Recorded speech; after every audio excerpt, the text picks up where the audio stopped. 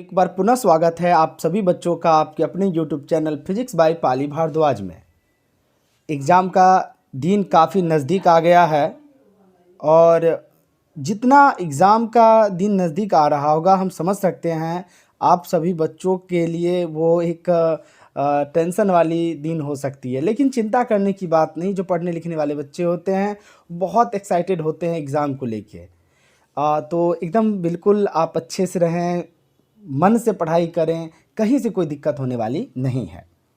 तो स्वागत करते हैं एक बार पुनः आप सभी बच्चों का।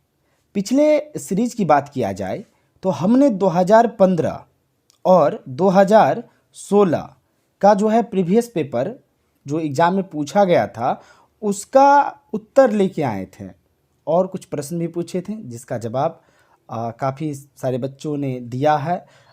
पुष्पा कुमारी जो हैं वो जवाब बहुत अच्छा देते हैं, रूना कुमारी हो गई और जागृति, और साथ साथ हमारे नेताजी हैं एक वो भी नीतू कुमारी, उनका भी जवाब बिल्कुल सही है।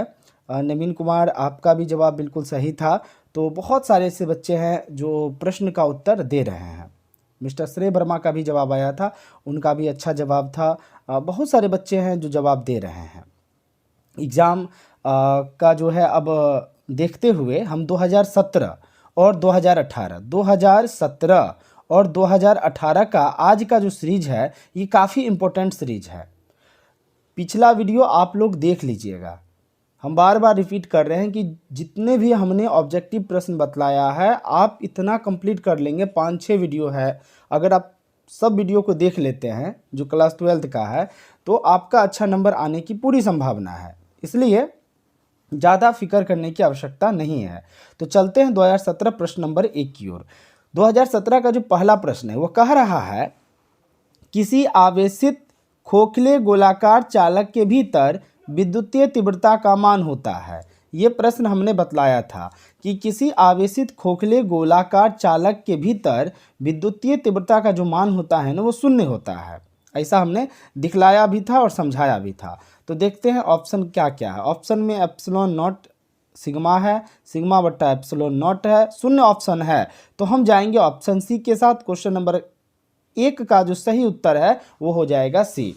बहुत सारे बच्चे वीडियो को बढ़ा बढ़ा के देखते हैं, प्रश्न को सुनते नहीं, बस आंसर याद करते हैं। देखो प्रश्न सेम रहता है और उस प्रश्न में कुछ ऐसा शब्द जोड़ दिया जाता है जो प्रश्न को थोड़ा अलग बना देता है, इसलिए वीडियो को देखिए अच्छे से। प्रश्न अगला कह रहा है कि 3 संधारित्र जिनके प्रत्येक की धारिता सी है, यानी 3 संधारित्र है C1, C2 और C3 और सबका जो है ना धारिता सी ही है। तो जब सबकी धारिता सी है तो हम इस ऐसे भी तो लिख सकते हैं C1 बराबर C2 बराबर C3 बराबर C, मतलब ये इसके बराबर ये इसके बराबर, तो भाई C के बराबर तो कर सकते हैं। क्लियर। फिर आगे कह रहा है कि श्रेणी क्रम में जोड़े गए हैं। किस क्रम में जोड़े गए हैं? श्रेणी क्रम में। तो श्रेणी क्रम का फॉर्मूला हम बताएं तो 1/C बराबर 1/C1 प्लस 3 संधारित्र C2 प्लस C3। क्लियर।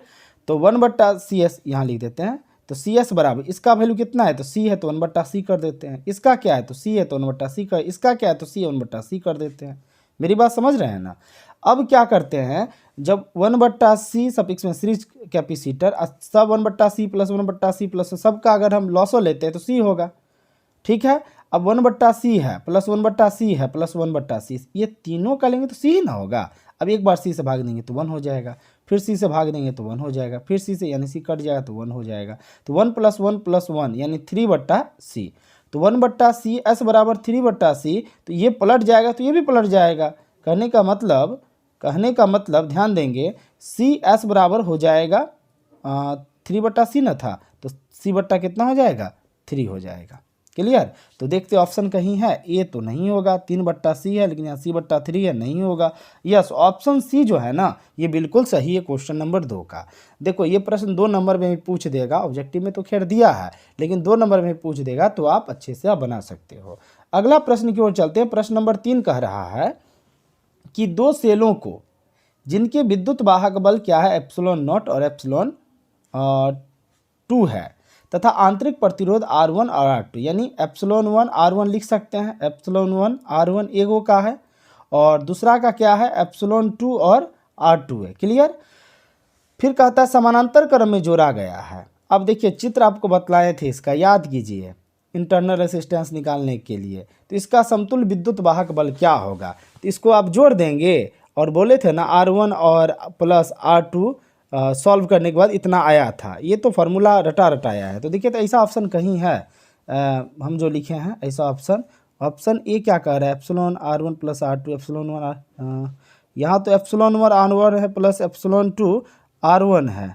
अच्छा ये R2 है, ये नहीं होगा क्योंकि हम अभी क्या बताए थे, सॉल्व कीजिएगा तो epsilon 1 R2 plus epsilon 2 R1 है ना, 2 R1 बट्टा भाग देने को R1 प्लस R2 ऐसा खोजने के लिए बोले। देखिए मिलाइए तो यहाँ एप्सिलॉन R1 है, यहाँ R2 नहीं होगा, यहाँ एप्सिलॉन R2 है फिर प्लस एप्सिलॉन 2 R2 ये 1 ये भी है और प्लस 1 प्लस ये भी है। देखिए ऑप्शन बी जो है बिल्कुल सही है। तो ऑप्शन बी के साथ जाएंगे क्वेश्चन नंबर 3 की ओर हम।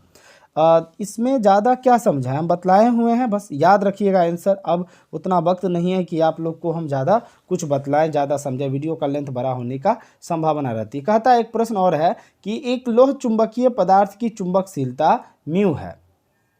तो 4 संबंध है, तो इनमें से कौन सा संबंध सही है। पहला संबंध कहता है म्यू बड़ा है 1 का। अब लो ये तो बिल्कुल सही है, म्यू तो बड़ा होता ही है, बहुत बड़ा होता है 1 से, ठीक है। यहाँ म्यू बराबर 1 ये गलत है, ये भी गलत है, म्यू बराबर 0, म्यू बराबर 0 नहीं होता है, म्यू आर बराबर 0 होता है, ठीक है। तो ये भी गलत है। तो ऑप्शन हम जाएंगे ए के साथ। क्वेश्चन नंबर 4 का जो सही उत्तर है वो जाएंगे ऑप्शन ए के साथ। क्लास कैसा लगता है आप लोग ज़रूर बतलाएं, क्योंकि आप बतलाते हैं तो अच्छा लगता है, मन हमेशा रहता है कि वीडियो हम जल्द से जल्द उपलब्ध करवाएं। तो कमेंट सेक्शन में अपनी राय देते रहें और सच सच बोलें, है ना। आप सच बोलते हैं तो वो हमको ज़्यादा पसंद है। क्वेश्चन नंबर 5 कहता है कि ध्रुव प्रबलता का ऐसा ही मात्रक क्या होता है। ध्रुव प्रबलता हम बताए थे ना, उसका ऐसा ही मात्रक क्या होता है, और इसका जो मात्रक होता है एम्पियर मीटर होता है, जिसको हम लोग वेबर भी बोलते हैं, बताए थे, याद होगा। तो देखिए क्या ऑप्शन है, ऑप्शन में न्यूटन है, बल का मात्रक नहीं होगा, न्यूटन प्रति एम्पियर मीटर नहीं होगा, एम्पियर मीटर बिल्कुल। क्वेश्चन नंबर 5 का जो ऑप्शन होगा ये हम जाएंगे ऑप्शन ए के सी के साथ, और इसका मात्रक जो होता है वेबर भी होता है, याद रखना, एम्पियर मीटर को हम लोग वेबर भी बोलते हैं। क्वेश्चन नंबर 6 की ओर चलते। क्वेश्चन नंबर 6 कह रहा है कि विद्युत हीटर में जिस तत्व का व्यवहार किया जाता है वह तत्व क्या है। तो विद्युत हीटर में हम लोग जिस तत्व का उपयोग करते हैं वो नाइक्रोम होता है, ठीक है। और टंगस्टन का उपयोग हम लोग करते हैं किसमें, तो विद्युत बल्ब में, है ना। तो देखते हैं कहीं ऐसा ऑप्शन है कि तांबा है, प्लेटिनम है, टंगस्टन, यस नाइक्रोम है। तो ऑप्शन डी के साथ हम लोग जाएंगे क्वेश्चन नंबर 6 का। क्वेश्चन नंबर 7 कह रहा है कि शोषित विद्युत ऊर्जा क्या होता है। तो ऑप्शन पे जाते हैं, ऐसा सवाल जब ऑप्शन पे ही जाता है। पहला ऑप्शन कहता है विभवांतर समानुपाती होता है, ये बिल्कुल सही है। ऊर्जा जो होता है, शोषित ऊर्जा जो होता है विभवांतर समानुपात होता है। आगे देखते हैं विभवांतर व्युत्क्रमानुपाती होता है, बिल्कुल गलत। विभवांतर के वर्ग के समानुपाती होता है, नहीं होगा, इनमें से कोई नहीं। अरे ऑप्शन ए तो मिल ही रहा है। तो हम लोग क्वेश्चन नंबर 7 में ऑप्शन ए के साथ जाएंगे। अब क्वेश्चन नंबर 8 की ओर चलते। क्वेश्चन नंबर 8 कहता है कि व्हीटस्टोन ब्रिज से क्या मापा जाता है। तो भैया व्हीटस्टोन ब्रिज से जो है ना हम प्रतिरोध नापते हैं। क्या नापते हैं, प्रतिरोध नापते हैं। तो प्रतिरोध उच्च भी हो सकता है, निम्न भी हो सकता है। तो देखते हैं ऑप्शन में, यहाँ कह रहा है उच्च प्रतिरोध, हाँ मापते हैं, बिल्कुल सही। निम्न प्रतिरोध, इसको भी मापते, ये भी सही ऑप्शन है। उच्च एवं तथा निम्न, ये तो 100% ऑप्शन सही है। विभवांतर नहीं मापते हैं, है ना।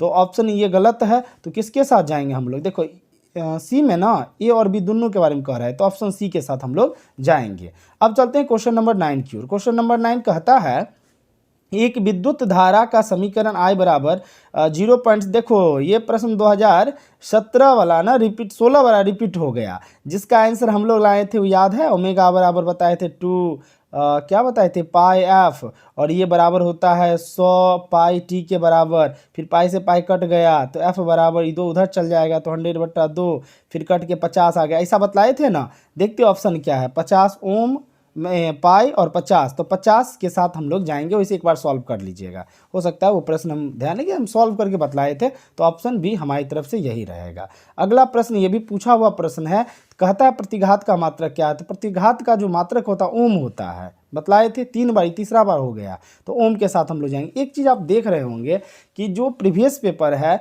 वो लगातार रिपीट कर रहा है, नहीं तो आप थोड़ा सा प्रीवियस पेपर बना लेना, ये ज़्यादा अच्छा रहेगा आप लोगों के लिए। क्लियर। अब चलते हैं क्वेश्चन नंबर 11 की ओर। क्वेश्चन नंबर 11 कह रहा है कि शीर्ष धारा I0, ये महत्तम धारा मतलब शिखर धारा यानी शीर्ष धारा I0, और वर्ग मूल धारा REMS यानी R मतलब रूट मीन स्क्वायर में संबंध है। क्या संबंध ये पूछ रहा है, तो इसके बारे में हम बताए थे। आई नोट का जो संबंध होता है 2√2 IRMS के बराबर होता है, बताए थे ना, याद होगा आप लोग को।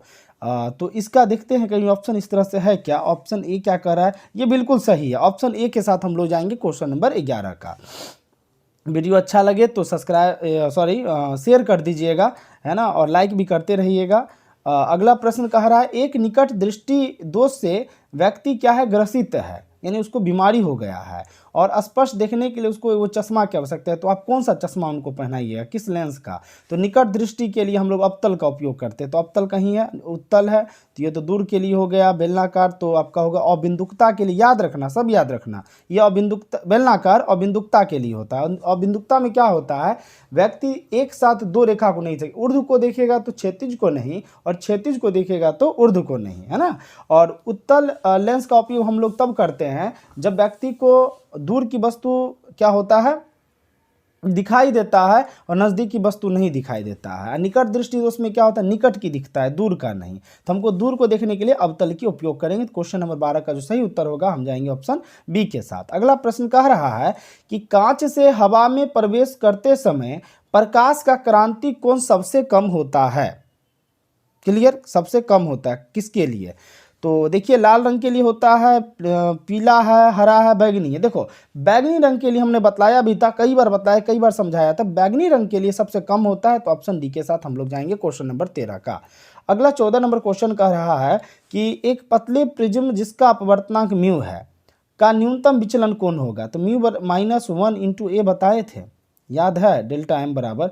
तो देखते हैं ऑप्शन ऐसा कहीं है क्या, 1 - म्यू, ये नहीं होगा, म्यू -1 × यस, ऑप्शन बी के साथ हम लोग जाएंगे क्वेश्चन नंबर 14 में। अब चलते हैं क्वेश्चन नंबर 15 की ओर। क्वेश्चन नंबर 15 का कह रहा है, ध्यान दीजिएगा, क्वेश्चन नंबर 15 कह रहा है कि प्रकाश के अनुप्रस्थ तरंग प्रकृति की पुष्टि करता है। प्रकाश के अनुप्रस्थ तरंग है। पहले प्रकाश के संदर्भ में क्या था कि प्रकाश एक अनुदैर्ध्य तरंग है, लेकिन बात धीरे धीरे जब इसके बारे में पढ़ाई लिखाई होता चला गया, प्रयोग होता चला गया, तो ध्रुवन की जो हम चैप्टर पढ़ाए थे आप लोग को, पोलराइजेशन, तो उसमें बताए थे ध्रुवन के द्वारा वो टूरमैलीन का एक प्रयोग बताए थे ना। कांच को लाया गया, समांतर प्रकाश को जो है गुजारा गया तो प्रकाश ध्रुवित हो गया, फ्लोराइड वगैरह ऐसा कुछ कर पढ़ाए थे। तो ध्रुवन जो है ना, ये इसकी सही व्याख्या किया था। तो ध्रुवन के साथ हम जाएंगे, व्यतिकरण नहीं, परावर्तन नहीं। ऑप्शन सी में ध्रुवन है, पोलराइजेशन है, तो ऑप्शन सी के साथ हम लोग जाएंगे क्वेश्चन नंबर 15 में। ओके डियर, अब चलते हैं क्वेश्चन नंबर हम लोग 16 की ओर। क्वेश्चन नंबर 16 कह रहा है कि एक लेंस, क्या कह रहा है, क्वेश्चन नंबर 16 कह रहा है, ध्यान दीजिएगा, कि एक लेंस म्यू जिसका मान आपका 1.5 दिया है, नभ्यांतर हवा में 20 सेंटीमीटर है, इसका नाभ्यांतर एक माध्यम में जिसका अपवर्तनांक 1.5 हो जाता है। ये कह रहा है। तो हो जाता है किस, आखिर मान क्या रखेंगे, नाभ्यांतर में वो 20 सेंटीमीटर है, तो इसका नाभ्यांतर एक माध्यम में जिसका अपवर्तनांक 1.5 हो जाता है। तो इसको जब आप इस तरह के प्रश्न को सॉल्व करते हैं तो लगभग आंसर 1.5 है। सॉल्व के करेंगे ना, जैसा सॉल्व करके हमने देखा है, तो शायद 10 के आसपास आंसर आया है। एक बार आप इसको बताएंगे, ऐसे हम 10 आंसर आया है, थोड़ा सा याद नहीं आ रहा है, बनाना पड़ेगा, जगह का थोड़ा सा अभाव है। तो क्वेश्चन नंबर 16 का जो है ना आपका HW रहा, आप बना के हमें बताएंगे कि सर यस आप बिल्कुल सही हैं, ऑप्शन सी ही होगा। वैसे अगर गलत हैं तो आप वो बताएंगे, ठीक है ना, बना के दिखाएंगे। मैं इसके साथ आंसर जा रहा हूँ, लेकिन एक बार आप चेक कर लेंगे प्लीज़। क्वेश्चन नंबर 17 कह रहा है कि विद्युत चुंबकीय तरंग के संचरण की दिशा होती है, कितना बार तो बताएं, ई वेक्टर अगुने बी वेक्टर के समानांतर होती है। तो देखते हैं ऑप्शन, कहीं ई तो खैर नहीं होगा, बी भी नहीं होगा, बी गुने ई के समानांतर नहीं, ई गुने बी हम बोल रहे हैं। यस, ऑप्शन डी के साथ हम लोग जाएंगे क्वेश्चन नंबर 17 में। क्वेश्चन नंबर 17 का जो सही उत्तर है, जो बिल्कुल सही उत्तर की बात अगर किया जाए, तो हम लोग जाएंगे ऑप्शन किसके साथ, डी के साथ। ओके डियर, अब चलता हूँ क्वेश्चन नंबर 18 की ओर। क्वेश्चन नंबर 18 कह रहा है कि चुंबकीय क्षेत्र बी तथा विद्युत क्षेत्र ई के अनुपात यानी B/E का मात्रक क्या होता है। इसका क्या पूछ रहा है, मात्रक क्या होता है। तो इसका जो मात्रक होता है हमने निकाला था, तो हम इसको कह सकते हैं, क्या कह सकते हैं भाई, एस एम इनवर्स। तो एस एम इनवर्स कहीं है, देखिए तो कहीं खोजिए तो एस एम इनवर्स या एस प्रति एम खोजिए तो कहाँ गया क्वेश्चन नंबर, कितना क्वेश्चन नंबर था, सॉरी माफ़ करेंगे, हाँ क्वेश्चन नंबर देखा क्या बताए थे, हम बताए थे एस एम इनवर्स। खोजिए तो कहीं है क्या, ऑप्शन ए तो नहीं है, ऑप्शन बी है क्वेश्चन नंबर 18 का, ऑप्शन बी बिल्कुल सही उत्तर होगा। तो ऑप्शन बी के साथ हम लोग जाएंगे। क्लियर। अब चलता हूँ क्वेश्चन नंबर 18 के बाद 19 की ओर। क्वेश्चन नंबर 19 कह रहा है कि उत्सर्जित फोटोन इलेक्ट्रॉन की ऊर्जा निर्भर करती है। ऊर्जा क्या करती है, निर्भर करती है। तो वो ऊर्जा किस पर निर्भर करती है, ये प्रश्न है। तो आपको पता है कि उत्सर्जित फोटोन की इलेक्ट्रॉन की ऊर्जा होती है वो तरंग दैर्ध्य पर निर्भर करती है। तो ऑप्शन में देखते हैं तरंग दैर्ध्य है क्या, तीव्रता, कार्यफलन, प्रकाश की तरंग दैर्ध्य, यस ऑप्शन है। तो ऑप्शन बी के साथ हम जाएंगे क्वेश्चन नंबर 19 के साथ। वीडियो को शेयर करते जाइएगा, उन बच्चों तक पहुंचाएंगे जिनकी पढ़ाई किसी न किसी कारणवश बाधित था। क्वेश्चन नंबर 20 की ओर चलते हैं। क्वेश्चन नंबर 20 कह रहा है कि इनमें से कौन आवेश रहित है। कुछ यहाँ ऑप्शन है, उनमें से आपको चुनना है कि जिस पे आवेश नहीं होता है ना। तो आपको पता है कि फोटोन कण जो होता है, जैसे अल्फा कण है इस पे तो होता है, बीटा कण पे होता है फोटोन, और फोटोन है, फोटोन भी तो आवेश रहित है ना, आवेश रहित होता है। तो फोटोन कण है और फोटोन है, यहाँ पे थोड़ा सा कंफ्यूज कर रहा है। वैसे फोटोन कण जो होता है, सूर्य का जो प्रकाश होता है हम तक एक छोटे छोटे कण के रूप में आता है, जिसे हम लोग क्वांटा या फोटोन कहते हैं, है ना। तो आवेश रहित कह रहा है, तो फोटोन के साथ हम लोग जाएंगे, फोटोन कण के साथ। तो ऑप्शन सी इसका सही उत्तर है। एक बार इसे चेक कर लीजिएगा। क्लियर। क्वेश्चन नंबर 20 को चेक कर लें, इसे फोटोन कण ही होगा। अब अगला प्रश्न कह रहे हैं, देखिए कन्फ्यूज हम नहीं करना चाहते या कोई तरह का कन्फ्यूजन में नहीं डालना चाहते हैं जिससे आपका नंबर प्रभावित हो, आपका कोई तरह का प्रॉब्लम हो। तो एक बार चेक करने में कुछ जाता नहीं, वैसे हम आपका हेल्प कर रहे हैं किसी न किसी तरह से। क्वेश्चन नंबर 21 कह रहा है कि हाइड्रोजन स्पेक्ट्रम की कौन सी श्रेणी अवरक्त भाग में नहीं पड़ती है। कौन सी श्रेणी अवरक्त भाग में नहीं पड़ती है, क्वेश्चन नंबर 21 में ये कहता है। तो लाइमन श्रेणी जो है अवरक्त भाग में नहीं पड़ती है। तो देखते हैं कहीं यहाँ पर है, ऑप्शन में कहता है ए में हम्प्रीज श्रेणी, बिल्कुल नहीं, फुंड श्रेणी, ब्रैकेट श्रेणी, लाइमन श्रेणी। तो इसका जो है ऑप्शन आप जवाब देंगे। ये HW प्रश्न है, इसका शायद आंसर बोले थे क्या, नहीं आंसर नहीं बोले थे, वो गलती आंसर बोले होंगे, हो सकता है। तो इसका जो है सही उत्तर आप लोग हमें बताएंगे, इंतजार रहेगा आपके उत्तर का। क्वेश्चन नंबर 22 की ओर चलते हैं। पहला HW ये प्रश्न आपका आज का रहा, बहुत याद नहीं था HW देने का, लेकिन दे दिए। खैर कोई बात नहीं। अगला क्वेश्चन 22 कह रहा है कि हाइड्रोजन परमाणु के प्रथम बोर कक्षा में इलेक्ट्रॉन की ऊर्जा इतना है, उसके दूसरे बोर कक्षा में इलेक्ट्रॉन की ऊर्जा होगी कितनी होगी, ये प्रश्न पूछ रहा है। इसको बनाना होगा, इसको बनाने के लिए थोड़ा सा जगह हम लोग खोजते हैं। चलो ये जगह है, इतना जगह में हम लोग बना लेंगे। ध्यान दीजिएगा, सबसे पहले प्रश्न में हम लोग देखें तो EN बराबर दिया था। EN बराबर क्या होता है, सूत्र में हम बताए थे -13.6 बट्टा n² E भी होता है, बताए थे। यहाँ n का वैल्यू दिया है 2, दूसरी कक्षा में, प्रश्न को पढ़ लेना। और N1 मतलब प्रथम कक्षा और N2 मतलब दूसरी कक्षा। क्लियर। अब चलते हैं आगे, ध्यान से धीरे धीरे समझना। EN बराबर हम लिख सकते हैं कितना था, -13.6, और फॉर्मूला में क्या बताए थे, n²। तो दूसरी कक्षा है ना, तो n का वैल्यू 2 स्क्वायर कर देंगे, E भी। क्लियर। अब देखिए EN बराबर हो जाएगा, ये तो लिखेंगे 2 का स्क्वायर कितना होता है, 4 होता है। कहने का मतलब EN बराबर जो मान था -13.6 बट्टा 4 E भी, इतना तो लिख सकते हैं। अब जब इसको सॉल्व आप कीजिएगा ना, इसको सॉल्व करेंगे भाग देके, तो लगभग आपको -3.4 E भी आ जाएगा। क्लियर कर लीजिएगा, देख लीजिएगा। वैसे मेरे पास जो है कैलकुलेटर, इस पर हमने सॉल्व किया तो 3.4 ही आए। वैसे ऑप्शन में चलते हैं। क्वेश्चन नंबर कितना था, क्वेश्चन नंबर 22 था शायद, यस। क्वेश्चन नंबर 22 की बात किया जाए तो देखिए दूसरी बोर है ना, यानी ठीक तो दिए थे, n बराबर 2 ही ने दिए थे स्क्वायर में, हाँ सही है। तो क्या हमने आंसर बताया, -3.4 कहीं है क्या, -3, ऑप्शन ए में ही है। क्वेश्चन नंबर 22 का ऑप्शन ए के साथ हम लोग जाएंगे। अगर समझ में आ गया होगा तो बताएंगे कि क्वेश्चन नंबर 22 सर क्लियर है, कोई दिक्कत नहीं हुई। अगला जो प्रश्न कह रहा है क्वेश्चन नंबर 23 कि जितने समय में किसी रेडियो एक्टिव पदार्थ की राशि अपने प्रारंभिक परिणाम की आधी हो जाती है उसे कहते हैं। आधी हो जाती है उसे क्या अर्धायु न कहते हैं? अरे आधी हो जाती है तो अर्धायु कहते हैं। तो देखते हैं ऑप्शन में क्या है। ऑप्शन में औसत आयु है, अर्धायु तो है ही, तो ऑप्शन बी के साथ हम लोग जाएंगे, आगे हम नहीं कुछ देखने वाले हैं। तो क्वेश्चन 23 का जो सही उत्तर होगा हम जाएंगे ऑप्शन बी के साथ। अब चलते हैं क्वेश्चन नंबर 24 की ओर।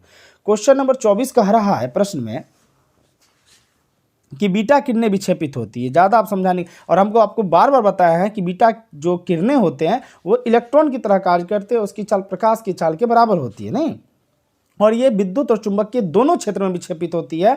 तो ऑप्शन इसका देखते हैं, गुरुत्वाकर्षण नहीं, ये भी नहीं, ये भी नहीं, ऑप्शन डी के साथ हम लोग जाएंगे। प्रश्न रिपीट हो चुका है, एक बार और हमने बताया था। अगला जो प्रश्न है कहता है एन टाइप का जर्मेनियम प्राप्त करने के लिए जर्मेनियम में मिलाया गया अपद्रव्य होना चाहिए। अपद्रव्य की बात करें क्या होना चाहिए, तो आपको पता है कि जर्मेनियम जो होता है ये 4 संयोजकता वाला तत्व है। क्या है? जर्मेनियम जो है ये 4 संयोजकता वाला तत्व है।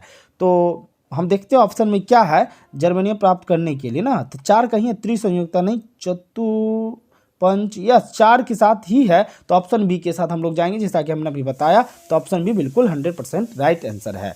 अगला प्रश्न कह रहा है कि डायोड का उपयोग करते हैं एक। तो डायोड का हम आपको बताएं, डायोड में कि डायोड का उपयोग जो हम लोग करते हैं मॉड्यूलेटर की तरह, प्रवर्धन में, रेक्टिफायर में, है ना, तो ये सब चीज़ों में हम इसका उपयोग करते हैं। तो ऑप्शन में देखते हैं क्या क्या। ऑप्शन में प्रवर्धन के रूप में करते हैं, मॉड्यूलेटर करते हैं, दोलन में नहीं करते हैं, रेक्टिफायर में करते हैं। तो प्रश्न में तो कह रहा है कि प्रश्न गलत तो नहीं लग रहा है आपको क्या, कि डायोड का उपयोग करते हैं एक, किसके रूप में करते हैं, तो हम तो तीनों के रूप में करते हैं, ऐसा आप पढ़े भी होंगे। यहाँ हमें जो लगता है ना कि प्रश्न में कहीं ना कहीं कुछ गलतियाँ हैं, पिछले साल का है या मिसप्रिंट कह सकते हैं। यहाँ होना चाहिए था कि डायोड का उपयोग मतलब नहीं करते हैं, यहाँ होना चाहिए नहीं करते हैं। तो यहाँ तो 3 ऑप्शन करते हैं, नहीं करते हैं, तो ऑप्शन बी के साथ जाइए, यहाँ नहीं छूट गया है। वैसे आप लोग भी एक बार कन्फर्म हो लीजिएगा। तो हम लोग ऐसे जाएंगे इस प्रश्न में कि प्रश्न को ठीक करके यहाँ पे नहीं कर देंगे और ऑप्शन बी के साथ हम लोग चले जाएंगे, ठीक है। अब चलते हैं क्वेश्चन नंबर 27 की ओर। क्वेश्चन नंबर 27 कह रहा है नैंड गेट के लिए बुलियन व्यंजक है। बहुत सारे पुष्पा का भी कहना है कि सर आपने नहीं दिया वीडियो, क्या करें, थोड़ा सा हम बार बार, मेरा माइक जो है ना ख़राब हो गया है, और ये माइक हम किसी शिक्षक से ही लेके बना रहे हैं, टीचर से ही लेके बना रहे हैं। थोड़ा सा माइक का समस्या है, हमने ऑर्डर भी किया है। माइक जो था अचानक से ख़राब हो गया तो हम कुछ कर नहीं सकते हैं, और लाइव हमने, क्योंकि उनको भी बनाना पड़ता है वीडियो।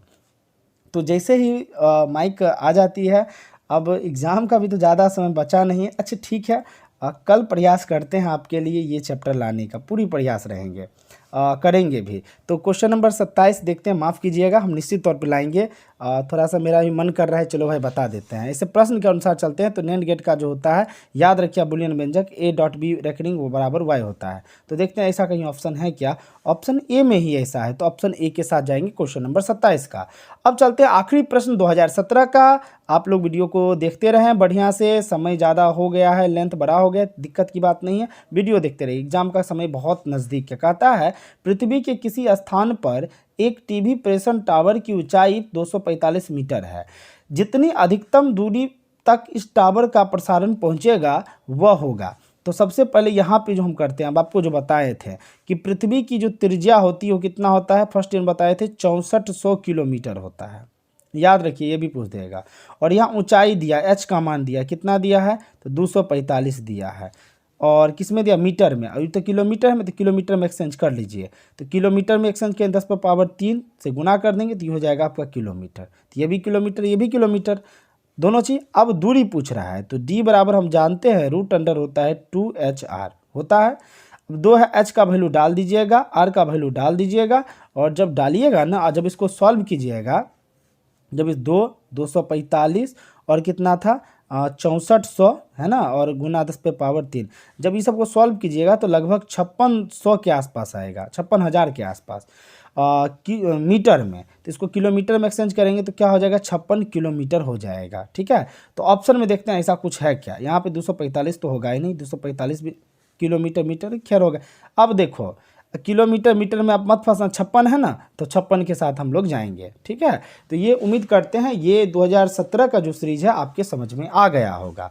अब समय को थोड़ा सा देखते हुए जल्दी जल्दी वीडियो को हम बनाने का कोशिश करते हैं। 2018 ये प्रीवियस पेपर है फिजिक्स का। तो चलते क्वेश्चन नंबर 1 कह रहा है कि विद्युत चुंबकीय तरंगें विक्षेपित हो सकती है किसमें। अभी जस्ट बताए थे ये प्रश्न, तो ये प्रश्न आपका HW हो गया। HW क्या, इसका बता देते हैं, जो हार्ड प्रश्न होगा ना उसको HW आज बनाते हैं। तो ये नहीं जाएगा, इसके साथ नहीं जाएंगे क्योंकि दोनों में होता है। तो ऑप्शन सी दोनों का बात कर रहा है, तो ऑप्शन सी के साथ हम लोग जाएंगे। आज का जो क्लास है हम HW आप लोग को थोड़ा सा हार्ड प्रश्न जो लगता है आप लोग के लिए वो दूंगा। कहता है अगला प्रश्न दिया गया परिपथ संकेत दर्शाता है, मतलब दिया गया जो परिपथ संकेत क्या दर्शाता है। तो देखिएगा यहाँ पे ये इस तरह का जब साइन रहेगा ना, इस तरह का साइन जब भी आप देखिएगा तो ये NPN ट्रांजिस्टर का होता है। ठीक है, इस तरह का साइन में, और ये बाहर निकलते हुए कभी कभी आप देखते होंगे बाहर निकलते हुए तो वो PNP का होता है। तो इस चित्र में बाहर निकलता हुआ नजर आ रहा है तो NPN के साथ जाएंगे। तो ऑप्शन कहीं है क्या, option NPN, yes, option A बिल्कुल सही है क्वेश्चन नंबर 2 का। क्वेश्चन नंबर 3 की ओर चलते। क्वेश्चन नंबर 3 कह रहा है कि धातु के बने गोले A को धन आवेश दिया गया है। ए पर क्या दिया गया है, धन आवेश दिया गया है, तथा गोले A के बराबर द्रव्यमान कि दूसरे धातु के गोले पर B पर उतना ही परिणाम का ऋण आवेश दिया गया है, यानी इस पर उतना ही ऋण आवेश दिया गया है जितना ए पर दिया गया था धन आवेश। क्लियर। फिर कहता है कि जितना धन आवेश गोले ए को दिया गया था वह तो बी पर। तो याद रखिएगा एक चीज़ है, आप देख रहे हैं कि बी पर माइनस आवेश है, यानी इलेक्ट्रॉन की मौजूदगी इस पर सबसे ज़्यादा है। और अगर इलेक्ट्रॉन की मौजूदगी इस पर सबसे ज़्यादा है क्योंकि इस पर ऋण आवेश है, तो इलेक्ट्रॉन आया है तब ना ऋण आवेश जाएगा तो धन आवेश। तो इलेक्ट्रॉन की उपस्थिति ज़्यादा है तो इसका द्रव्यमान भी सबसे ज़्यादा होगा। तो ऑप्शन देखते हैं क्या क्या दिया, प्रश्न क्या कह रहा है। प्रश्न तो समझ गए होंगे, कहता है गोले ए और बी का द्रव्यमान अब भी बराबर होगा। बिल्कुल नहीं, कैसे बराबर होगा, इलेक्ट्रॉन की मौजूदगी ज़्यादा है माइनस पर, तो नहीं हो सकता है। गोले ए का द्रव्यमान बढ़ जाएगा, अरे भैया उस पर धन आवेश है तो कैसे बढ़ेगा, ये भी नहीं होगा। गोले का बी का द्रव्यमान बढ़ जाएगा, ये घट जाएगा, नहीं ये भी नहीं होगा। ऑप्शन गोले बी का द्रव्यमान बढ़ जाए, देखो हम अभी जस्ट ना बताए थे कि ज़्यादा इलेक्ट्रॉन होगा तो द्रव्यमान भी ज़्यादा होगा। तो ऑप्शन डी के साथ हम लोग जाएंगे क्वेश्चन नंबर 3 का। अब क्वेश्चन नंबर 4 देखो आ गया है, ये अच्छा प्रश्न है। प्रश्न कह रहा है कि दिए गए चित्र में विद्युत फलक से, ये जो चित्र देख रहे हैं टेढ़ा मेढ़ा गोल आकार बेलनाकार ये सब जो देख रहे हैं, बत्तख मुंह वाला, गीदड़ का मुंह की तरह, कुत्ता के मुंह की तरह, है ना। तो इस पे जो है कह रहा है प्रश्न में कि दिए गए चित्र में विद्युत फ्लक्स होगा, क्या होगा, यहाँ 4 सतह, ए सरफेस 1 सरफेस 2 3 4। तो कहता है S4 के साथ सबसे अधिक होगा विद्युत फ्लक्स का मान, S3 के साथ सबसे कम होगा, फिर सी में कह रहा है सतह S2 S3 के साथ बराबर परंतु S4 से कम होगा, सारे चित्रों में बराबर होंगे। तो ये प्रश्न आज का HW रहा, तगड़ा सा प्रश्न है, थोड़ा दिमाग लगाइएगा। दिमाग लगाए तो जो जंग लगा होगा ना वो जंग निकल जाएगा। वैसे उत्तर इसका दीजिएगा, नहीं अगर होगा तो बताएंगे तो हम पिन करके इसका उत्तर दे देंगे। वैसे आप लोग उत्तर देंगे तो हमें अच्छा लगेगा। देखते हैं इस प्रश्न को कितने लोग जवाब देते हैं, है ना। और जो प्रश्न का जवाब देंगे हम खोज के उनके लिए बढ़िया सा चॉकलेट जो होगा जो आप लोग का फेवरेट है बता भी दीजिएगा, सर हमको ये चॉकलेट चाहिए, कहीं ना कहीं खोज के हम दे देंगे। चलते हैं अगला सा प्रश्न क्वेश्चन नंबर 5 की ओर। क्वेश्चन नंबर 5 कह रहा है कि श्वेत प्रकाश का एक स्पंद हवा से शीशे के एक स्लेब पर अभिलंब आपतित होता है। ठीक, फिर आगे, स्लेब से गमन के पश्चात सबसे पहले कौन सा रंग बाहर निकलेगा, सबसे पहले कौन सा रंग बाहर निकलेगा। और आपको पता है कोई भी तरह का स्लेब हो प्रिज्म हो और सबसे पहले जो किरण निकलता है वो रेड होता है, क्या होता है, रेड होता है। तो ऑप्शन में देखते हैं, नीला है, हरा है, बैगनी, रेड है। तो ऑप्शन डी के साथ हम लोग जाएंगे क्वेश्चन नंबर 5 में। अब चलते हैं क्वेश्चन नंबर 6 की ओर। क्वेश्चन नंबर 6 कह रहा है कि डायनमो की क्रिया निम्नलिखित में किस पर सिद्धांत पर आधारित है। अरे भैया 50 बार पूछोगे ये प्रश्न, पूछ दिया। क्वेश्चन नंबर 6 का जो है हम जाते हैं विद्युत चुंबकीय प्रेरण होता है, तो कहीं कुछ दिया है क्या यहाँ विद्युत का धारा का उसमें प्रभाव नहीं, विद्युत धारा का रासायनिक प्रभाव नहीं, बैटरी थोड़ी है, विद्युत चुंबकीय प्रेरण दिया है। तो ऑप्शन बी के साथ हम लोग जाएंगे क्वेश्चन नंबर 6 का। ठीक है। क्वेश्चन नंबर 7 कह रहा है कि वातावरण के किस सतह को रेडियो वेव्स परावर्तित होती है, यानी वातावरण का वो सतह कौन है जिससे रेडियो वेव क्या होते हैं तो परावर्तित होते हैं। तो आपको बताए थे आयन मंडल से, आयन मंडल यानी आयनोस्फीयर से। तो कहीं देखते हैं आयनोस्फीयर दिया है, आयनोस्फीयर ये जो भी है तो ऑप्शन ए में ही दिया है, तो क्वेश्चन 7 का ऑप्शन ए के साथ हम लोग जाएंगे। अब क्वेश्चन नंबर 8 कह रहा है कि धातु के बने किसी घनाभ की चौड़ाई और ऊंचाई क्या है, चौड़ाई और ऊंचाई क्या है, परस्पर बराबर है। क्लियर। तो फिर कहता है तथा लंबाई चौगुनी की दुगनी है, यानी चौगुनी की क्या है, दुगनी है ना। तो समांतर सतहों की महत्तम और लघुत्तम प्रतिरोध का अनुपात क्या होगा। अरे भाई चौगुनी का दुगनी 4 दूना 8, 8 के साथ जाएंगे, ऐसा मेरा ट्रिक है, ऐसा आप देख लेना बना के। तो ऑप्शन देखते हैं क्या 8 है, 4 है, 3 है, 2। चलो ऑप्शन ए के साथ हम लोग चलते हैं क्वेश्चन नंबर 8 का, वैसे एक बार बना लेना। अब चलो क्वेश्चन नंबर 9 कह रहा है कि नीचे दिए गए परिपथ का धारा का मान क्या होगा। यहाँ पे धारा +4, एक तस्वीर है, ये PN डायोड है ना, इसमें प्रतिरोध है 300 ओम का। क्लियर। और इसमें +4 वोल्ट और 1 वोल्ट का धारा प्रवाहित कर रहे हैं। तो पूछता है इसका मान क्या होता है, सब मान को कैलकुलेट करके बताइए तो कितना होता है। ये प्रश्न भी आपका HW हुआ। हम बार बार कह रहे हैं ये सब प्रश्न का जवाब जो देंगे वो चॉकलेट खाएंगे, नहीं देंगे हम पिन करके इसका आंसर दे देंगे, है ना, कल बिल्कुल दे देंगे। अगला जो प्रश्न कहता है हेनरी मात्रक होता है। अरे हेनरी मात्रक प्रेरकत्व का होता है, किसका होता है, प्रेरकत्व का होता है। तो ऑप्शन क्या कह रहा है, ए में ही है। क्वेश्चन नंबर 10 का जो सही उत्तर होगा हम ऑप्शन ए के साथ जाएंगे। अगला क्वेश्चन नंबर 11 कह रहा है, कहता है कि चित्र में दिखाया गया तर्क द्वार लॉजिक गेट निम्नलिखित में कौन सा लॉजिक गेट है। ये चित्र जो देख रहा है ये किसका होता है। तो याद रखो इस तरह का जब तुम देखेगा ना, इस तरह का देखो अच्छे से, इस तरह का तुम देखोगे ना, इस तरह का है ना, इस तरह का कहीं भी सिंबल देखोगे ए और बी तो ये OR गेट का होता है। ठीक है। ये इस तरह का जो देखोगे तो ये नॉट गेट का होता है, इस तरह का जहाँ देखोगे। ठीक है। और इस तरह का जहाँ देखोगे ये तुम्हारा होता है एंड गेट का, है ना। तो यहाँ पे तीनों में इसकी से ना, तो ये आपका नैंड गेट के साथ चल जाइए। ठीक है, सीधा कुछ मत देखिए, ऑप्शन सी के साथ बढ़ जाइए।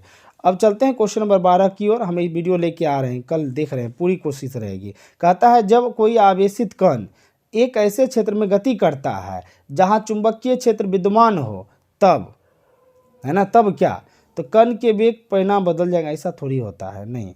वेग अचर होते हैं। क्या कह रहा है, जब कोई आवेशित कण एक ऐसे क्षेत्र में गति करता है जहाँ चुंबकीय क्षेत्र विद्यमान हो तो वहाँ वेग भी क्या होता है, अचर होता है। देखो ऑप्शन बी, ऐसे ऑप्शन आगे पढ़ते हैं। संवेग की दिशा बदलती रहती है, कण की गति जो ऊर्जा, कण की गति जो है कैसे तो गति में रहती है, अचर रहती है, नहीं। ऑप्शन बी के साथ ही हम लोग चलेंगे। ऑप्शन बी जो है इस प्रश्न का जो सही उत्तर है क्वेश्चन नंबर 13 का 12 का, ये हम लोग जाएंगे ऑप्शन बी के साथ। क्लियर।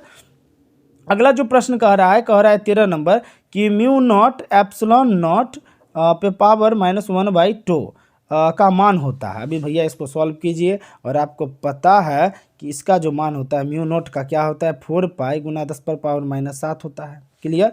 और इसका जो मान होता है ये होता है 8.85 × 10⁻12। अच्छा 1/-2 इसको पलट देंगे तो रूट में आ जाएगा, तो रूट में दोनों मान लिख ना दीजिए, 4π × 10⁻⁷ और ε0 का जो मान होता है 8.85, है ना, 5 × 10⁻12। तो -12 -7 ये हो जाएगा -15। इस सबको सॉल्व कीजिएगा ना, जैसा कि हमने अभी कॉपी पे सॉल्व किया है। तो इसका जो आंसर हमको जो आता है 3 × 10⁸ आता है। एक बार देख लीजिए कि आपको आता है, पहले ऑप्शन देख लेते हैं। इतना आंसर है क्या, 3.7 है, नहीं होगा। और 3.8 ऑप्शन भी दे रखा है। तो बी के साथ हम जा रहे हैं 99.1%। वैसे एक बार आप सॉल्व करके देख लीजिएगा। अब अगला प्रश्न करते हैं लॉरेंज फोर्स की। और एक कोई बच्चा है कि लॉरेंज बल का पूरा परिभाषा दिया है पिछले वीडियो में 2015 और 16 का जो हमने डाला है ना, तो तुम लोग देख लेना। वो बच्चा का नाम हमें नहीं याद आ रहा, बहुत अच्छा लिखा है वो, तो तुम लोग देख लेना, फार्मूला भी उसने बतलाया है। ठीक है। तो आपको पता है कि लॉरेंज बल का जो सूत्र होता है Q × E + V × B बताए थे, ऐसा बताए। तो ऑप्शन कहीं है Q × E + B है, नहीं। Q × E + V.B नहीं, डॉट में है। E है, Q भी है, प्लस भी है, V × V, yes. Option C के साथ हम लोग जाएंगे। क्वेश्चन नंबर 14 का जो राइट आंसर होगा वो ऑप्शन सी के साथ हम लोग बढ़ेंगे। ठीक है। तो ये कंप्लीट होता है क्वेश्चन नंबर 14 भी। अब चलते हैं क्वेश्चन नंबर 15 की ओर। क्वेश्चन नंबर 15 कह रहा है, यहाँ यंग लिखा हुआ है, मिट गया है तो देख लेना। यंग के द्विक छिद्र प्रयोग में छिद्रों की चौड़ाई तथा पर्दे से छिद्रों की दूरी अगर दोगुनी कर दी जाए तो फ्रिंज की चौड़ाई क्या हो जाएगी? तो बढ़ जाएगी। ये तो हम बताए ही थे, दोगुनी कर दें तो बढ़ेगी ही ना। तो ऑप्शन देखते क्या है, बढ़ जाएगी, घट जाएगी, इनमें से कोई, अरे भैया बढ़ जाएगी। ऑप्शन ए के साथ हम लोग भी चलेंगे, तुम लोग भी चलना ऑप्शन ए के साथ, क्वेश्चन नंबर 15 का जो सही उत्तर है। अब चलते हैं क्वेश्चन नंबर 16। क्वेश्चन नंबर 16 कह रहा है कि अगर आर किसी नाभि की त्रिज्या है, मतलब आर जो है किसी नाभि की क्या है, त्रिज्या है, और ए जो है इसका वजन है, द्रव्यमान है, तो log r के साथ log a का ग्राफ होगा। अरे एक सरल रेखा का ग्राफ होगा, ये तो सिंपल बात। एक सरल रेखा क्या होगा, हम लोग ग्राफ मान के चलेंगे, ठीक है। इस बात को आप लोग याद रखेंगे। क्वेश्चन नंबर 15 का 16 का जो उत्तर होगा, हम देखते हैं क्या क्या, एक सरल रेखा, एक पराबोला, एक इल्पिस, इनमें से कोई नहीं, एक सरल रेखा के साथ हम लोग जाएंगे। क्वेश्चन नंबर 16 का जो सही उत्तर है ऑप्शन ए के साथ, तुम भी चलो हम भी चलते हैं। वीडियो को सब लोग देखिएगा, मन अगर नहीं देखने का फिर भी देखिएगा, नहीं तो अगर ये प्रश्न बताएं और यही प्रश्न आ गया और आप बाद में वीडियो देखें तो पछताएंगे। तो फिर आप पछता के क्या करेंगे, जब चिड़िया चुग जाएगी खेत। चलते हैं क्वेश्चन नंबर, अब हम लोग 16 के साथ 17 के साथ। क्वेश्चन नंबर 17 कह रहा है प्रश्न में कि समय के साथ बदलते हुए विद्युत क्षेत्र के कारण विद्युत धारा epsilon naught D phi E बटा डी टी बराबर आई है, ठीक है। तो परिभाषित होती है, ये तो चालन धारा और एक आपको बताए थे प्रेरित धारा, याद है, चालन धारा और प्रेरित धारा ये दोनों का है। तो इस ऑप्शन देखते हैं क्या क्या दे रखा है। चालन धारा तो होगा ही, प्रेरित धारा भी होगा। ऑप्शन सी कह रहा है ए और बी दोनों। अरे देखो ये ऑप्शन के जब इस तरह के, देखो दोनों तो होता ही ना है, ये दोनों तो राइट है ही ना, लेकिन इसमें ऑप्शन में सी क्या कह रहा है कि दोनों होगा, और इसमें ऐसे कहोगे ना तो ये अलग अलग हो जाता है। तो ऑप्शन सी जो है इसका बिल्कुल सही उत्तर होगा क्वेश्चन नंबर 17 का। अब चलते हैं क्वेश्चन नंबर 18 की ओर। क्वेश्चन नंबर 18 कह रहा है कि प्रयोगशाला में कुछ ऐसे पदार्थ विकसित किए गए हैं जिनका अपवर्तनांक ऋणात्मक होता है। फिर कहता है प्रकाश की एक किरण जो हवा है ना माध्यम 1 से माध्यम 2 में जाती है, तो उसके द्वारा निम्नलिखित में से किस पथ का अनुसरण किया जाएगा। ठीक है, यहाँ पे 4 तस्वीर दिया है, आपको पता है, हमने बताया भी है कि अगर इसको हम वायु मान लें तो वायु के लिए म्यू बराबर कितना होता है, 1 होता है, ठीक है ना। तो ये आपका हो गया आपका विरल माध्यम। और नीचे अगर पानी मान लेते हैं तो नीचे का जो सतह होता है इसका जो मान होता है माइनस में होता है। क्लियर। तो यहाँ तो ऋणात्मक दे ही रखा है ना। तो आगे क्या कह रहा है, हाँ प्रकाश में, और एक चीज़ और बताए थे कि देखिए ये जो दिशा किरण आ रही है तो इस तरह से इसकी दिशा पॉजिटिव है, इसकी दिशा पॉजिटिव इतनी तस्वीर लेके नहीं चलिए, ऋणात्मक होता है ये कह रहा है, नहीं जाएंगे। और यहाँ पे देखिए तो ये आया और किरण चला गया, परावर्तन हो गया, नहीं ये भी पॉजिटिव दिशा, इसको भी लेके नहीं चलेंगे। अब ऑप्शन आपके पास 1 और 2 बच गया, ये किरण आया है ना और ये इस तरह से चला गया, तो ये तो डायरेक्शन सही ही है, नहीं डायरेक्शन सही जा रहा है, बिल्कुल सही जा रहा है, तो ये भी हम लेके नहीं चलेंगे, ये सब डायरेक्शन बिल्कुल सही है। तो और एक चीज़ और बताए थे कि अगर आप कोई भी चीज़ को माइनस से भाग देंगे, जैसे इसका मान माइनस में है, इसका प्लस में भाग देंगे तो माइनस ही आ जाता है। देखो ये थोड़ा सा ज़्यादा समझने वाला चीज़ है, लेकिन दिशा तुम याद रखो, इस तरह का ये दिशा बिल्कुल सही है, पॉजिटिव में है, ये भी दिशा पॉजिटिव में है, और ये दिशा चूँकि इधर तो घुमा नहीं ना है, इधर ही ना रह गया, तो ये भी पॉजिटिव ही लेके चलेंगे। और यहाँ ऋणात्मक की बात कर रहा है तो इस तरह के प्रश्न में आप सीधा हम जाएंगे ऑप्शन ए के साथ, ठीक है ना। इसकी जो दिशा ऐसी हो लेकिन ये ऋणात्मक दिशा की ओर प्रदर्शित कर रहा है, और इसका नीचे जो माध्यम मान के चलेंगे तो ये माइनस होता है, और इसके लिए बहुत तरह की बात भी हम समझाए थे। तो ऑप्शन ए के साथ हम चलेंगे। कोई इस तरह का तस्वीर याद कर लेना, और ज़्यादा जानकारी रहना तो आप क्लास ज्वाइन करें, उसमें हम और बेहतर ढंग से बता देंगे, ठीक है। तो ऑप्शन ए के साथ हम लोग इस प्रश्न के साथ जाएंगे, ठीक है। अब चलते हैं क्वेश्चन नंबर 19 की ओर। क्वेश्चन नंबर 19 कह रहा है कि समान लंबाई के 3 अलग अलग चुंबकों के अनुप्रस्थ काट का क्षेत्रफल क्रमशः ए दिया है, ए का मतलब 1 ए लिख सकते हैं तो 1 दे दीजिए, फिर 2 दिया है तो 2 के ले चलिए, फिर 6 दे दिया तो 6।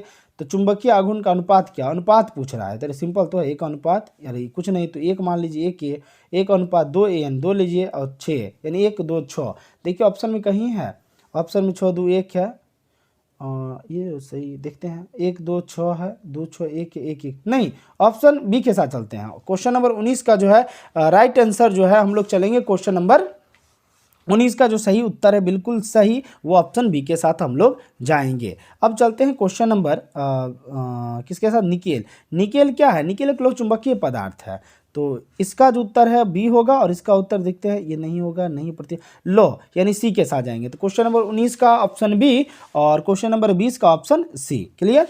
अगला जो प्रश्न कह रहा है आपसे कि एक वस्तु को 15 सेंटीमीटर त्रिज्या वाले किसी अवतल दर्पण से 10 सेंटीमीटर की दूरी पर रखा गया है, तो दर्पण द्वारा इस वस्तु का देखो ये सवाल बनाने वाला है, तो इसको हम बनाते हैं, ठीक है, थोड़ा ध्यान देना।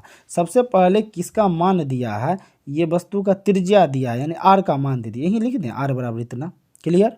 और क्या दिया है, 10 दर्पण से दूरी, यू का मान दे दिया, यानी वस्तु दूरी दे दिया है, त्रिज्या वस्तु दूरी, ये भी क्लियर। तो क्या पूछ रखा गया, दर्पण द्वारा वस्तु का क्या कह रहा है, आवर्धित वास्तविक वस्तु के सापेक्ष। अच्छा, ये ऑप्शन बाद में पढ़ेंगे, पहले इसको सॉल्व करते हैं। सबसे पहले एफ बराबर आप क्या जानते हैं, r/2 होता है ना, और r का वैल्यू 15 दिया है, तो 15/2। जब इसको आप सॉल्व करेंगे तो देखिए क्या आता है, 7.2 के आसपास आ जाएगा। तो याद रखना f का वैल्यू आपका आ गया कितना, 7 माइनस में होता है ये मान 7.5 होता है। भाग देने के बाद आपको 15 को आप दीजिए ना भाग, जी 7 दूना 14, 1 हाथ 0, हाँ 5 ही आएगा, 7.5 बिल्कुल सही है। क्लियर। फार्मूला चलते हैं, 1/v बराबर क्या होता है, 1/v प्लस 1/u बराबर 1/f होता है। क्लियर। तो 1/v, v का मान दिया है, नहीं दिया है, फिर प्लस 1/u का मान क्या दिया है, तो माइनस में u का भी मान होता है ना, u का भी मान माइनस में होता है, तो -10 कर दीजिए, फिर बराबर 1/-7.5 माइनस का है, तो भैया ये f का भी वैल्यू माइनस में होता है। इतना बात समझ गए।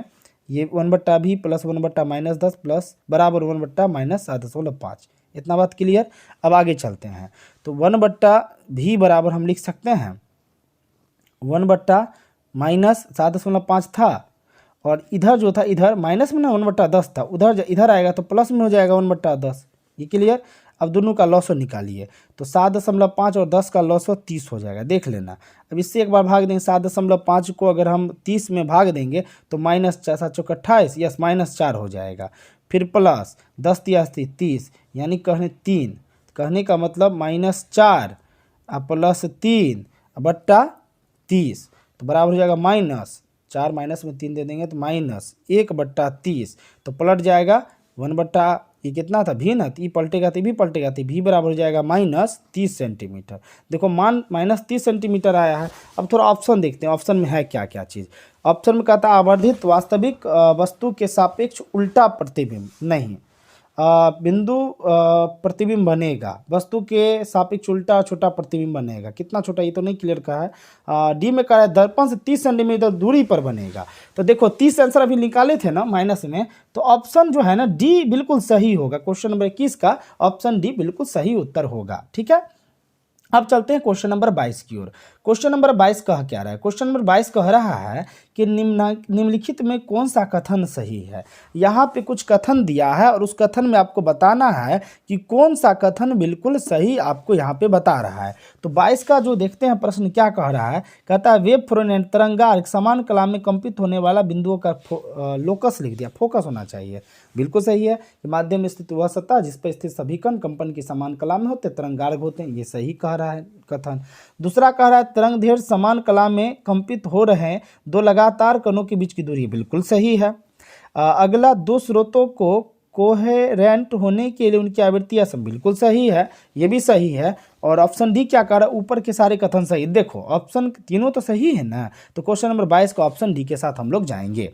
क्लियर।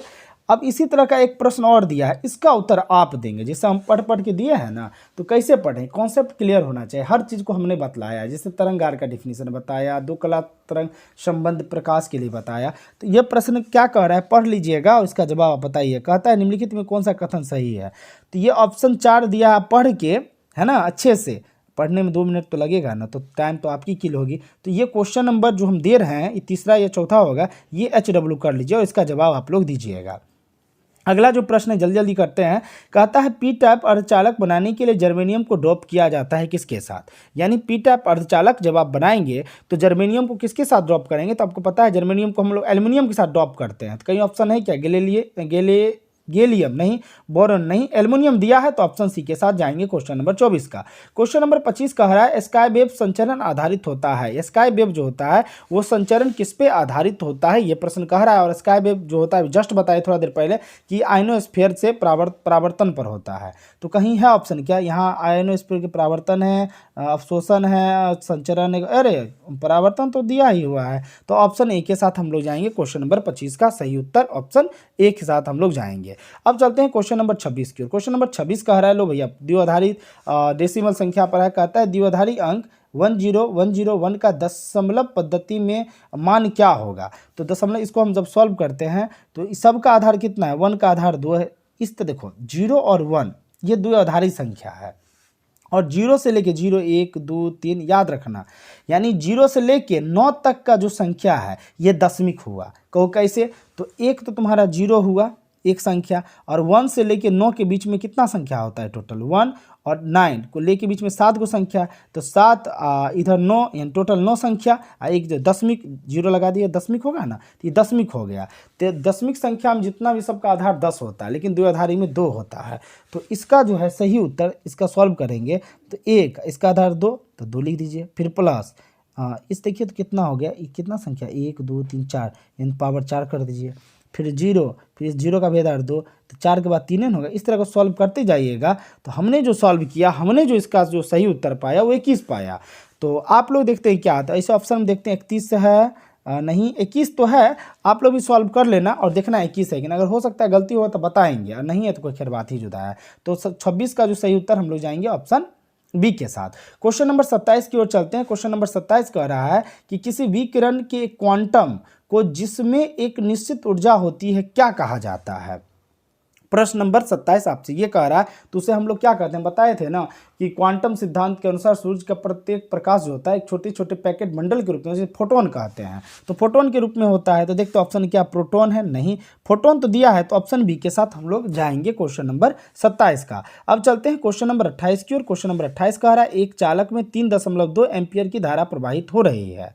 क्लियर, यानी एक चालक है, यानी आई का मान इसमें आपको दे रखा है कितना, 3.2 एम्पियर है ना। इस चालक के अनुप्रस्थ काट के आर पार प्रति सेकंड कितने इलेक्ट्रॉन प्रवाहित हो रहे हैं, एन का मान पूछ रहा है यहाँ पे आपसे, ये बात क्लियर। तो प्रश्न में आई दे रहा है, एन पूछ रहा है, थोड़ा सा बना रहे हैं सवाल को, चूंकि आप जानते हैं क्यू बराबर क्या होता है, एन ई होता है ना, और आई बराबर आपको दे रखा है, और आई बराबर आप जानते हैं क्यू बट्टा टी होता है। क्लियर। अच्छा एक बार बताओ, ये क्यू के बदले हम ये मान रख सकते हैं, यानी इस क्यू के बदले एन ई बट्टा टी कर सकते हैं, आई बराबर एन ई बट्टा टी कर सकते हैं, ये बात भी क्लियर आपका हो गया। तो एन बराबर हम लिख सकते हैं, क्या निकाले थे अभी, सॉरी क्या निकाले थे, आई बराबर क्या लिखे थे, एन ई बट्टा टी, कोई दिक्कत। अगर मान लीजिए टी का वैल्यू प्रश्न में क्या दिया है, तो कहता है एक चालक में 3 प्रवाहित हो रही है, इस चालक के अनुप्रस्थ काट के आर प्रति सेकेंड, यानी टी का वैल्यू 1 दिया है, तो टी का वैल्यू 1 दे दीजिए। तो एन ई बट्टा 1 यानी आई का वैल्यू क्या हो गया भाई, आई बराबर आपका हो गया एन ई। क्लियर। और एन का मान पूछ रहा है, तो एन को यहीं रहने दीजिए, बराबर आई को रहने दीजिए, ई गुना में उधर गया तो भाग में, कहने का मतलब एन बराबर आपका हो गया क्या हो गया, आई बट्टा ई हो गया। आई का वैल्यू दिया है, कितना दिया आई का वैल्यू, तो आई का वैल्यू दिया है 3.2, और ई का वैल्यू देता नहीं, ये आपको याद रखें 1.6 गुना 10 पे पावर -19, पॉइंट से पॉइंट उठ गया, 16 दूना 32, 19 माइनस में ऊपर गया तो प्लस में, तो आंसर हो गया 2 गुना 10 पे पावर 19। ऑप्शन है कहीं क्या, 2 गुना 19, यस ऑप्शन ए दिया है। क्वेश्चन नंबर 28 का जो सही उत्तर होगा हम लोग जाएंगे ऑप्शन ए के साथ। अब क्वेश्चन नंबर 29 कह रहा है, क्वेश्चन नंबर 29 आपसे कह रहा है, ध्यान देंगे प्रश्न में कहता है नीचे दिए गए परिपथ ए और बी के बीच समतुल्य धारिता ज्ञात करें। तस्वीर को देखा जाए, तस्वीर को देखा जाए तो ये समानांतर क्रम में है, और इस प्रतिरोध में समानांतर क्रम का जो सूत्र होता है वो CP बराबर हम बताए थे C1 + C2, तो सीधे जोड़ न दे, C1 है C2 दोनों को जोड़ देंगे 3 2 5 हो जाएगा, तो ये दोनों तस्वीर मिलकर एक तस्वीर हो जाएगा, यानी एक ये बन जाएगा, और पहले से यहाँ दिया है तो इसका मान 4, इसका मान हमने 5 निकाला, तो श्रेणी क्रम में आ गया, तो श्रेणी क्रम में आ गया, तो श्रेणी क्रम का फॉर्मूला CS बराबर 1/C1, तो ये तो CP है, तो CP को हम लोग रहने दें, तो CP को क्या करेंगे हम लोग रहने देंगे, प्लस 1/, इसको मान लेते 1 2 मिलके CP बन गया, और ये C3 हो गया, यानी 4, ठीक है, C4। तो अभी आपने क्या देखा, 1/CS बराबर, ये दोनों का मान कितना है, तो 5 और प्लस 1/4, दोनों का लॉस लेंगे 20, भाग देंगे तो 5 के 20 और 4 से देंगे +5, यानी 9/20 हो जाएगा। तो ये पलटेगा तो ये भी पलटेगा, तो 9/20 को यानी 20/9 हो जाएगा। तो देखते हैं ऑप्शन में क्या क्या है। 20/9, यस, ऑप्शन ए ही आपका ये मिल गया। तो उस 29 का जो सही उत्तर होगा हम लोग जाएंगे ऑप्शन ए के साथ। ठीक है, समझ में आया होगा तो आप हमें जरूर बताएंगे, नहीं समझ में आएगा वो भी बताएंगे। अगला क्वेश्चन कहता है एल आर परिपथ का इम्पीडेंस होता है, अरे भाई कितना बार पूछेगा, एक्स एल बराबर क्या होता है, ओमेगा एल, इसका स्क्वायर था, स्क्वायर कर देंगे तो ओमेगा एल स्क्वायर, यानी जेड बराबर √r² plus omega square L square. ऐसा ऑप्शन कहीं है देखिए तो, ये नहीं, रूट में यह है लेकिन नहीं, ये भी नहीं, यस ऑप्शन डी जो है इसका बिल्कुल सही उत्तर होगा। अब चलते हैं क्वेश्चन नंबर 31 की ओर। क्वेश्चन नंबर 31 कह रहा है रिएक्टेंस का मात्रक होता है, रिएक्टेंस का जो है मात्रक क्या होता है ये पूछ रहा है। अरे भैया रिएक्टेंस का मात्रक ओम होता है, तो ऑप्शन में क्या दिया है, फैराड दिया है, मो क्या होता है, नहीं एम्पियर, ओम दिया है, तो ऑप्शन सी के साथ हम लोग जाएंगे क्वेश्चन नंबर 31 में। क्वेश्चन नंबर 32 की बात किया जाए, कहता है निम्नलिखित में किन पदार्थों की प्रवृत्ति बाह्य चुंबकीय क्षेत्र में मजबूत चुंबकीय क्षेत्र से कमजोर, अच्छे मजबूत से कमजोर चुंबकीय क्षेत्र की ओर जाने की होती है। ये तो प्रतिचुंबकीय पदार्थ का स्वभाव होता है। ऑप्शन देखते हैं क्या है, ऑप्शन ए, यस दिया है प्रतिचुंबकीय, तो ऑप्शन ए के साथ हम लोग जाएंगे क्वेश्चन नंबर 32 की ओर। अब चलते हैं क्वेश्चन नंबर जल्दी 33 की ओर। क्वेश्चन नंबर 33 कह रहा है कि एक इलेक्ट्रॉन क्षैतिज तल में पूर्व दिशा में गति कर रहा है और एक चुंबकीय छेद उद्ग्रत नीचे की दिशा में विद्यमान है। अच्छा ठीक है, पूर्व में गमन कर रहा है और एक जो है नीचे की ओर विद्यमान में है। इस चुंबकीय क्षेत्र द्वारा इलेक्ट्रॉन पर बल जो है लगाया जाएगा। अच्छा दिशा इसका क्या है, तो इसका जो दिशा कह रहा है पूर्व दिशा में है, नहीं तो पूर्व दिशा में है तो बल भी पूर्व दिशा में ही लगेगा। वैसे ऑप्शन देखते हैं क्या है, दक्षिण दिशा, पश्चिम दिशा, पूर्व। ऑप्शन बी के साथ हम लोग जाएंगे क्वेश्चन नंबर 33 की ओर। अगर कोई तरह की दिक्कत है तो आप हमें बताएंगे। अगला क्वेश्चन नंबर 34 और 35 दो प्रश्न बच गया है। सबसे पहले हम 35 बता देते हैं, फिर 34 की ओर चलेंगे। 35 कहता है किसी बंद परिपथ के किसी लूप के विभिन्न बिंदुओं के बीच विभवांतरों का बीजगणितीय योग किसके बराबर होता है। और आपको पता है कि विभवांतर का जो बीजगणितीय योग होता है ना वो शून्य के बराबर होता है। आप ज़्यादा कुछ नहीं पढ़ेंगे, शून्य से अधिक, हाँ मतलब वही शून्य से अधिक होता है, शून्य से कम शून्य होता है, अचर होता है। तो प्रश्न को फिर से पढ़ते कहता है किसी बंद परिपथ के लूप में के विभिन्न बिंदुओं के बीच विभवांतर का बीजगणितीय योग प्रतिरोधों और सेलों के शामिल जब होगा तो क्या होता है, शून्य से अधिक होता है। तो ऑप्शन देखते हैं, ऑप्शन ए कह रहा है तो ऑप्शन ए के साथ हम जाएंगे। ये थोड़ा सा प्रश्न विश्लेषित प्रश्न है तो बहुत समझाना पड़ेगा। ऐसा याद रखिए विभवांतरों का जो बीजगणितीय योग होता है ना, जब प्रतिरोध सेल दोनों रहेगा तो शून्य से थोड़ा सा ज़्यादा होता है। ठीक है, आखिरी प्रश्न है, थोड़ा समझाना होगा। कहता है कि प्रकाश की एक किरण किसी पारदर्शी स्लेब के आपतन कोण पर 60 डिग्री पर आपतित हो रही है। ठीक है, ये तस्वीर इस तरह का बनाए थे, ये किरण आ गया और किरण ये परावर्तित भी हो जाता है ना, और एक किरण इस तरह से जैसा कह रहा है प्रश्न में आपतित अपवर्तित किरण यानी अपवर्तित भी हो रहा है इतना। तो ये इसको एंगल आप लोग आय मानते हैं और आपतन कोण परावर्तन कोण इसको भी आय मान लीजिए, आपका हो गया आर, और इन दोनों का जो मान दिया वो 90 डिग्री दिया है। इस तरह का हमने स्नेल का नियम बताया भी था। खैर चलते आगे, तो कहता है परावर्तित किरण एक दूसरे के 90 डिग्री पर है तो निम्नलिखित में कौन सा कथन सही है। कथन कौन सा सही, पहले इसका मान निकाल लीजिए।